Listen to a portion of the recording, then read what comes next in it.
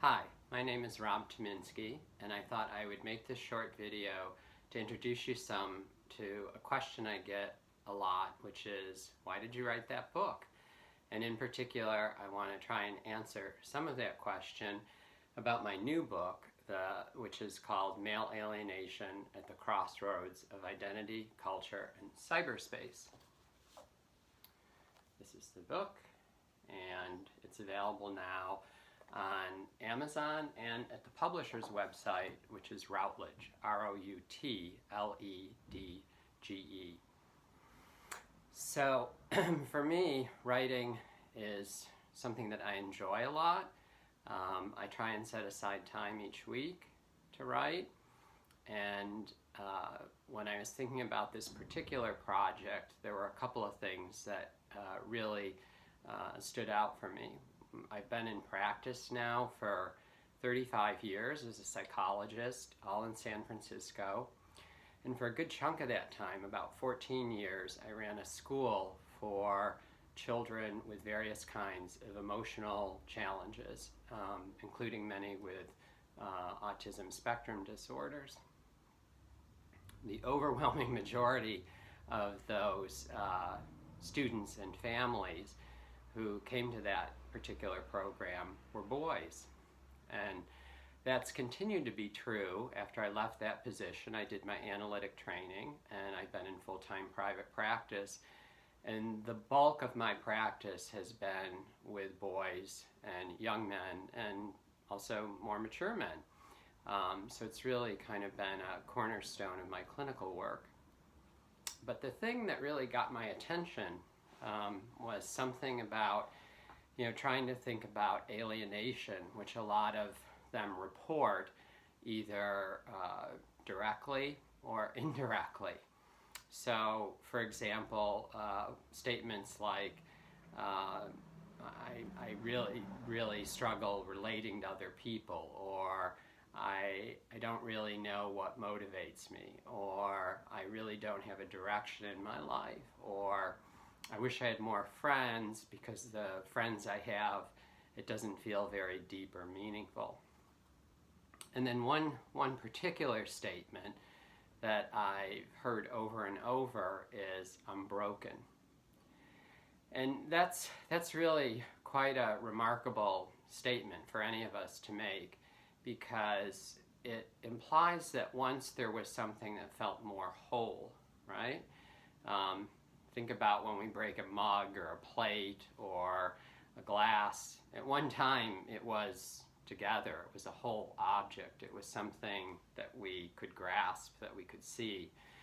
And then when it got broken, it lost that. So brokenness to me says something about a change in state from a time when something was felt to be more unified, more together, more functional, to a different state where something happens that's lost, that unity is lost, and what a person is left with feels kind of jagged, not particularly useful, and something that is difficult in some sense to keep relating to, because one's aware of the brokenness and the lack of unity and the loss of something that was more together. So I began thinking about this particular issue a lot, and especially in relation to screen time. A lot of boys and men that I see report various kinds of habits with their screens that seem for them to be a little bit problematic, and it can range from things like video gaming to kind of bullying issues on social media, to pornography, which is very widespread now on the web, and to really using the screen in a way that feels somewhat compulsive and sometimes addictive. And so in thinking about that, for a large number of these young men and boys, I began to wonder, what are they looking for? One thing about being a Jungian, and I'm a Jungian analyst and psychologist, is that that means you look for the meaning in the symptom, that the symptom isn't just random, that it's trying to direct the person towards something. And thinking about these screens, one thought that I had was that, and others have had this thought too, is that perhaps what they're looking for is something that helps them to feel more whole again. And one way that psychologists think about this is that if you can find a relationship or some kind of cause or direction, something that really inspires you, that can give you a bit of that feeling of, oh, this is something that helps me feel whole, more together. And so I began to think about, like, some of the usage of screens is having to do with that it's a way to try and find another container, if you will, to feel some of that aliveness, that wholeness, that missing unity. Now, I could just tell you that's why I began to write this. Part of what also struck me was thinking about my work, my clinical work, that a lot of people struggle with something that I would call like their soul or their spirituality. I'm not talking about traditional religion, but something about what's the meaning in life and what's the meaning in them, and how does that meaning connect? Again, if you think about the brokenness, how does it connect? How does it get to something bigger? And so that really, for me, has something to do with soul and soul work. And again, this is something that many Jungian analysts and psychotherapists are very familiar with. So I began to think about this kind of idea of alienation on the one hand, and then something about the soul on the other hand, and how does that have to do with something about brokenness? And I think when a person, any of us, might feel broken, it can feel like something's happened to our soul. It can feel like that part of us that really gives us a sense of that sunrise is spectacular, or that music gave me goosebumps, or that stained glass window, I don't know how long I've been staring at it. Any of those things, those are experiences where something deep is really touched in us, and that really has something to do with the soul. So I think a lot, for me, in thinking about alienation and brokenness, there is something about the soul that really needs to be attended to. And that's a pretty significant plate in the series, because from the book of Revelation, that's showing really the kind of result of mankind's brokenness. These four horsemen are sent to punish and to unleash horror and terror. And I'll turn around and right by, I think that's Goethe this time, I'll show you one of the plates.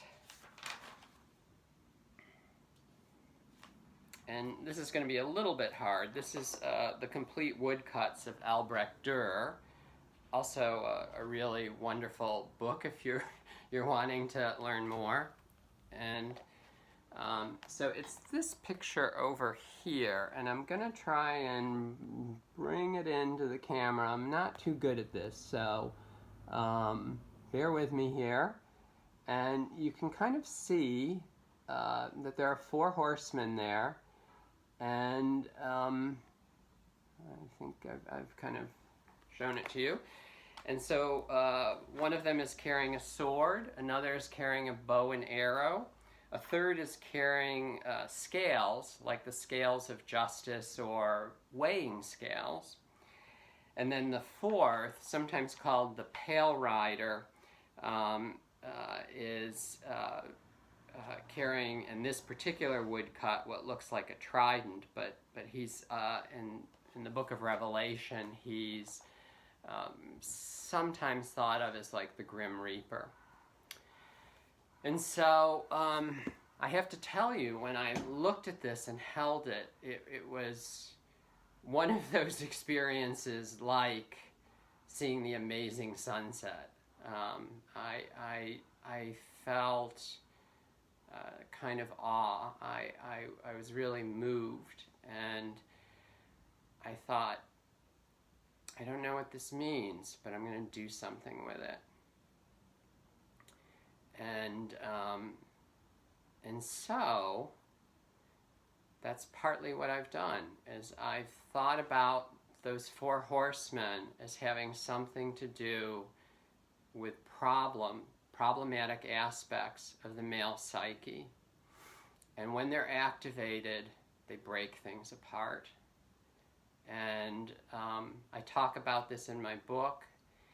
And I also got permission from the British Museum to use in the book. Let's see if I can find it without letting too much time here slip by, to use a copy of the woodcut.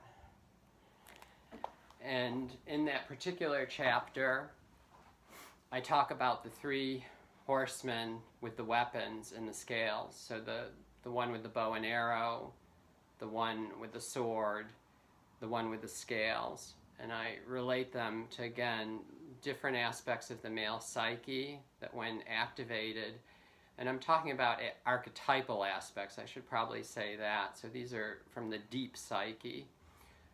Not even something that we think of as in the personal unconscious, but much deeper.